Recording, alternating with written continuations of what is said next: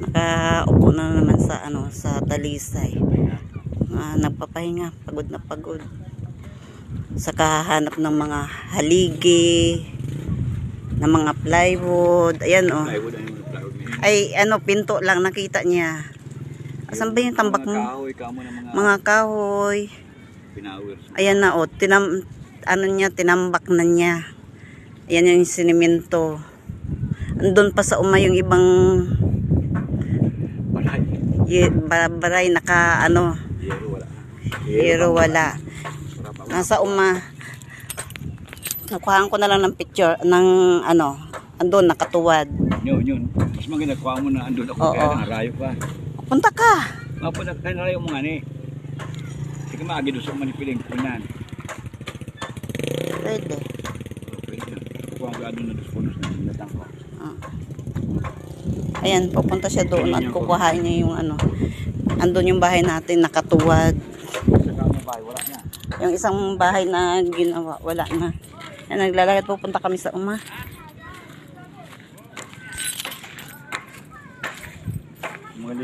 Pagod na kasi. Yun. Tingnan mo oh. Yan mo na. At tingnan mo yung mga pinya. Wala na.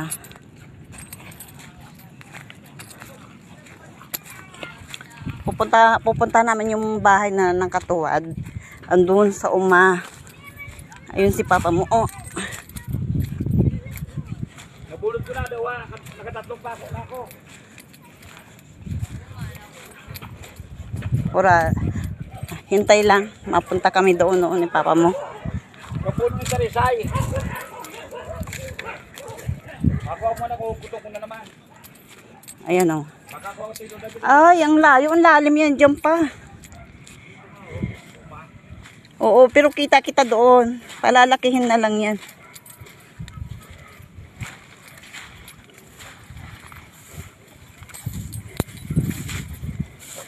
Ayan o.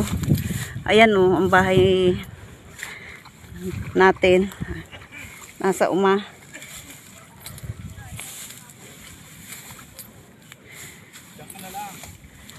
Oo nga.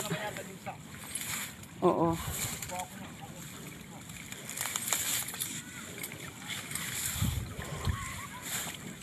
Hintay lang. Ayan. Aray, ang lalim.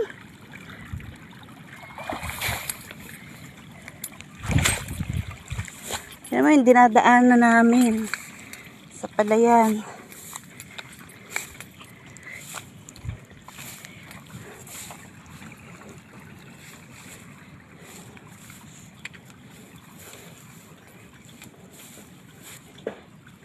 Hindi mawala yung gamit natin doon.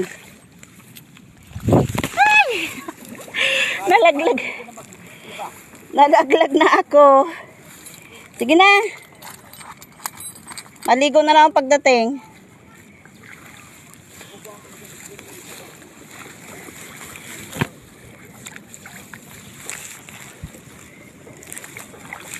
Nalaglag na ako nak.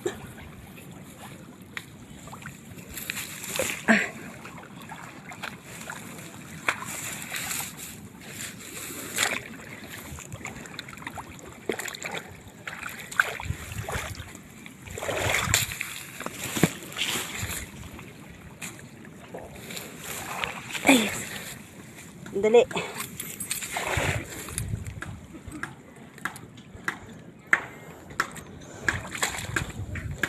Nalaglag ako sa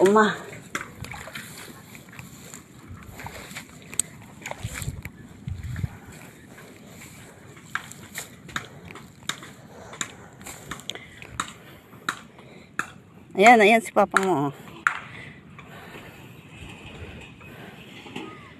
Hila-hila yung hila-hila yung yero. Yan yung bahay natin, nakatuwad. Ayan na siya, malapit na. Pagod na ako, nalaglag ako eh.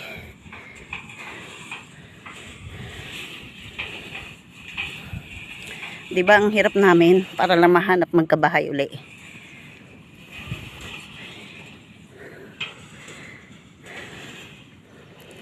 Yan na siya oh. Kawawa naman si Papa. Kaya magpapasko. Kailangan niya pera talaga. Oh, smile. Smile pa rin kahit pagod. Harap ka sa camera pa.